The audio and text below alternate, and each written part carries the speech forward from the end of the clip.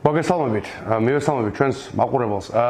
რა თქმა უნდა, მთელი პასუხისმგებლობა ვიზა ლიბერალიზაციის შესაძლო დაკარგვაზე და საერთოდ იმაზე, რომ ეს საკითხი წინ წამოვიდა, ეკისრება ქართულ ოცნებას. იმ უმარტივესი მიზეზის გამო, რომ ვიზა ლიბერალიზაციას როგორც მექანიზმს, როგორც ინსტრუმენტს და როგორც ძალიან დიდ პრივილეგიას, რადგანაც ეს არ აქვს ყველა სახელმწიფოს, ხო? აქვს ზოგიერთ სახელმწიფოს და ზოგიერთ ხალხს. ეს არის პრივილეგია.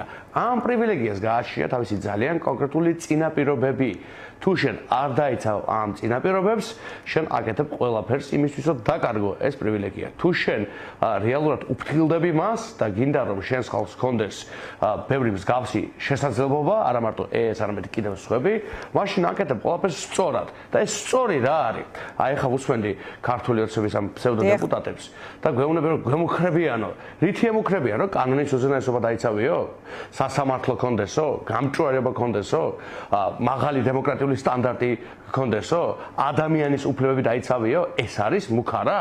თუ რა არის შინაარსი? ახლა უნდა ვიკითხოთ, როგორც ერმა, ხო, მართლა სულელებივით კი უნდა მოგვექცნენ და უნდათ რომ ისე წარმოაჩინონ თითქოს სულელები ვართ და კი პირდაპირ ვიტყვი, მთელი ეს პროპაგანდა, რაც ახლა მათ აქვთ ვიზა ლიბერალიზაციის თემაზე, არის აგებული იმ განცდაზე, იმ ეჭვზე, იმ ვარაუდზე, რომ ბევრი სულელი ადამიანი ცხოვრობს ამ ქვეყანაში და როგორღაც მოვატყუებთ ამ ჯერზე, ხო, რაღაცა იქ რაღაცა ვითომ ომით და მშვიდობით, იქ მერე შანტაჟით და პატრიოტიზმით რა საერთო აქვს პატრიოტიზმთან ქართული ოცნების ხელისუფლებას, რომელმაც ყველაზე მეტი ანტიქართული რამ გააკეთა წლების განმავლობაში, რომლის დროსაც ყველაზე მეტი ქართველი გავიდა საქართველოდან, რომლის დროსაც ბავშვთა შიმშილი გაიზარდა, ბავშვთა სიღარიბე გაიზარდა, რომლის დროსაც არც ერთი ქართული ეროვნული ინსტიტუტი არ განვითარებულა, არც ჯარი წასულა წინ, არც ეროვნული თავდაცვის უნარიანობა, არც ჩვენი მედეგობა,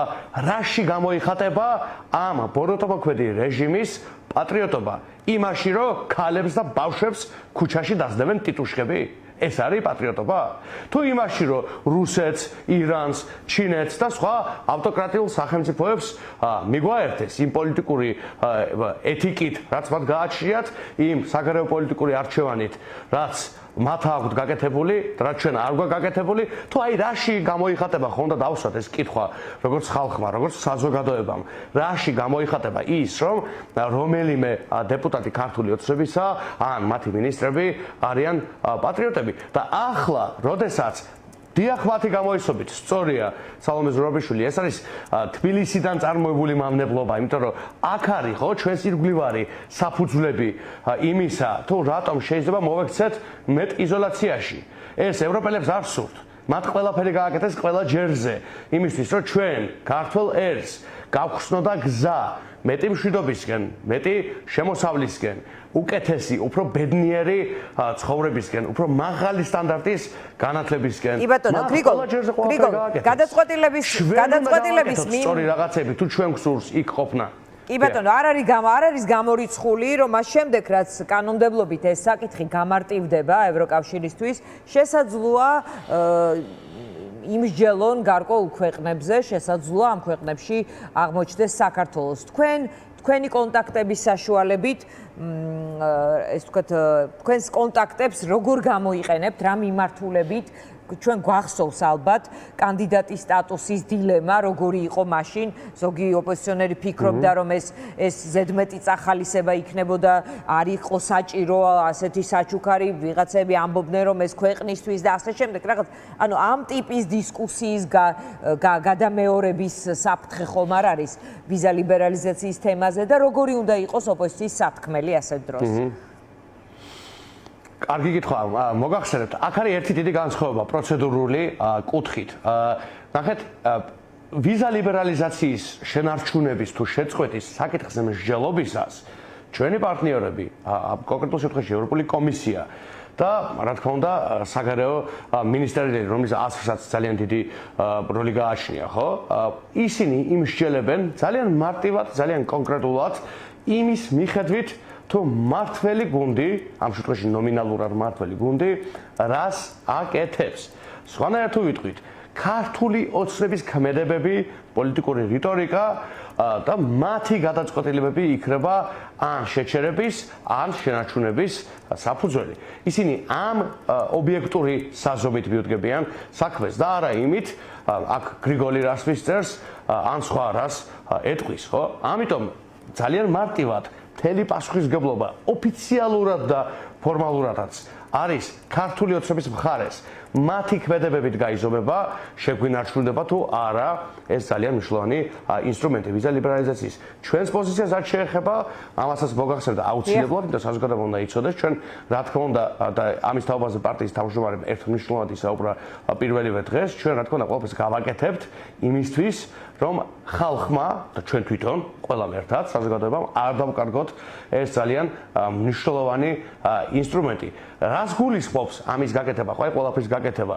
იმ პოზიციას თქვი, რომ ჩვენ ვერ შევაწყვეტინებთ ვერაფერს, ან ვერც შევანარჩუნებინებთ ვერაფერს, ხო, რეალურად, იმიტომ ეს ქართული ოცნების ქმედებების გაზომვაზე იქნება დამყარებული, ხო? ამას შეხედავენ ქართული ოცნება რას აკეთებს და არა ლელო რას აკეთებს, იმიტომ ლელო არ მართავს დღეს, ძლიერი საქართველო არ მართავს დღეს. ამ სახელმწიფოს მართავს ნომინალურად, მაგრამ მართავს ქართული ოცნება და მისი ქმედებები გაიზომება, მაგრამ ჩვენ უნდა გავაკეთოთ რა? ჩვენ უნდა შევცვალოთ რეჟიმი და ამისთვის უნდა გავაკეთოთ ყველაფერი, იმიტომ თუ ჩვენ შევცვლით ამ ანტიდემოკრატიულ რეჟიმს, რაც შეიძლება მალე, მაშინ ბუნებრივია ადამიანის უფლებების, კანონის უზენაესობის, სასამართლოს თავისუფლების, საგარეო პოლიტიკური კურსის და სხვა კითხვები პრობლემური თვალსაზრისით აღარ იდგება პოლიტიკურ დღის წესრიგში და ჩვენ შევძლებთ, რომ ბრიუსელში წავიდეთ პირველივე თვითმფრინავს, პირველივე რეისს გავყვეთ და ვთქვათ, რომ კი უნდა შემიწყვიტო რამე სასწრაფოდ გამიხსენით მეტი. სასწრაფოდ ვილაპარაკოთ მეტ დაფინანსებაზე, მეტ წინსვლაზე, მეტ ვაჭრობაზე, მეტ საგანმანათლებლო შანსებზე, მეტ შესაძლებლობებზე ხალხისთვის და სახელმწიფოსთვის და ჩვენ ეს უკვე შეგვეძლო. იმიტომ რომ ჩვენ ნახეთ, აი სულ რაღაც თვენახევრის წინ, რომ მოლდოვამ მიიღო ძალიან მსხვილი დაფინანსება, მილიარდების ოდენობით დაფინანსება იმისათვის, რომ 2025-27 წლებში განავითაროს საკუთარი სახელმწიფოებრიობა და გადადგას ერთი ნაბიჯი წინ ნამდვილი მშვიდობისკენ, ნამდვილი უსაფრთხოებისკენ, ნამდვილი ეროვნული ძლიერებისკენ. ჩვენ არ მიგვიღია არაფერი და პირიქით დავკარგეთ ყველაფერი.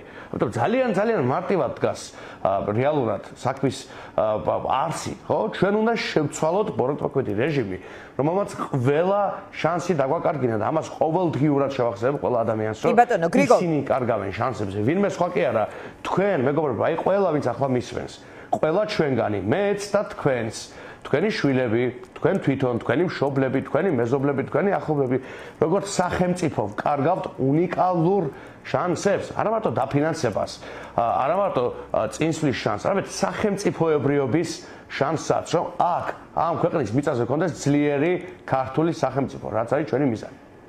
კი ბატონო, გრიგოლ, ბოლო პერიოდში თქვენ ახსენეთ, რომ უნდა დასრულდეს ხელისუფლება, მესმის ეს ამოცანა, რომელიც ახლა არსებობს, მაგრამ რა გზებით მიგაჩნიათ ყველაზე უფრო ოპტიმალურად, ეს არის პროტესტით, თუ აი ამ პროტესტით, გარე და შიდა წნეხის დახმარებით, არჩევნების მიღებით და ასე ვთქვათ, შემდეგ არჩევნებში, ანუ როცა ამ სიტყვებს ამბობთ, რა კონკრეტულ შინაარს აყოლებთ და ამ ბოლო დროს მაგალითად შაბათს ჩაინიშნა აქცია თავრობა გადადექი, უკვე ეს მოთხოვნა წამოვიდა წინა პლანზე, ამაზე რა სიტყვით? ხო, დავიწყებ იმით, რომ მე მგონია, რომ ჩვენ უნდა გვქონდეს ურყევი კურსი, ეს არის განგრძობითი პროტესტი, განგრძობითი დელეგიტიმაცია, განგრძობითი ბუნებრივია განგრძობითი შეტევა ამ ეგრეთ წოდებული ხელისუფლების ლეგიტიმაციის ყველა სხვადასხვა წყაროზე.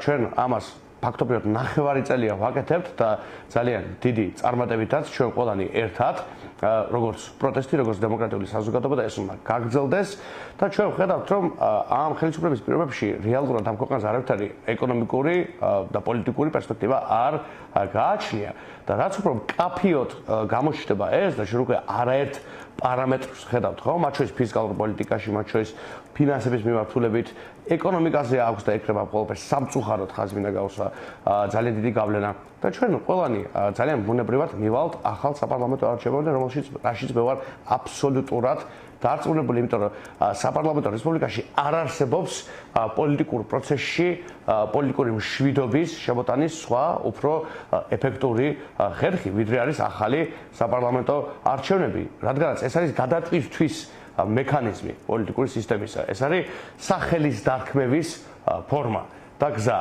როდესაც საკითხები არის გამოსარკვევი, ნებისმიერი საპარლამენტო რესპუბლიკა ნიშნავს არჩევნებს და ეს არ არის რაღაცა სიახლე, ეს ასე მუშაობს ინსტრუმენტულ დონეზე, ასე წყდება პოლიტიკური დავა და თუ ამ ეგრეთ წოდებულ ხელისუფლებას გონია რომ ლეგიტიმაციის იმ სასტიკი კრიზისის პირობებში, რომელშიც ის იმყოფება, დიდხანს გაძლებს, ისინი ძალიან ცდებიან. ჩვენ ვხედავთ, რომ მათ ვერ შემოვაქვთ ინვესტიციები, მათ უჭირთ საგარევალის გადახდა, თავისი საბიუჯეტო პასუხისგებლობების დაფარვა და ეს სულ უფრო გაჭირდება. მაგრამ მე არ მინდა, რომ ეს მოხდეს ჩვენი ხალხის ამ საზოგადოების პენსიების ვერგაცემის და სხვა სოციალური პასუხისგებლობების ვერ დაფარვის ხარჯზე. იმიტომ ეს დაარტყამს რიგით ადამიანებს. და ეს ჩვენ არ უნდა დავუშვათ და ამიტომ კიდევ ერთხელ უნდა ვუთხრათ ქართულ ოცნებას გააკეთოს ის ისი გაკეთებაც მას აუცილებლად მოუწევს ნებისმიერ შემთხვევაში, მაგრამ გააკეთოს ეს ახლა დროულად მანამ სანამ რიგითი ქართველი უფრო უარესად დაზარალდა. მადლობა გრიგოლ გეგელია პასუხობდა ჩვენ კითხვებს რეკლამის შემდეგ დაუბრუნდებით პირდაპირ ეთერში.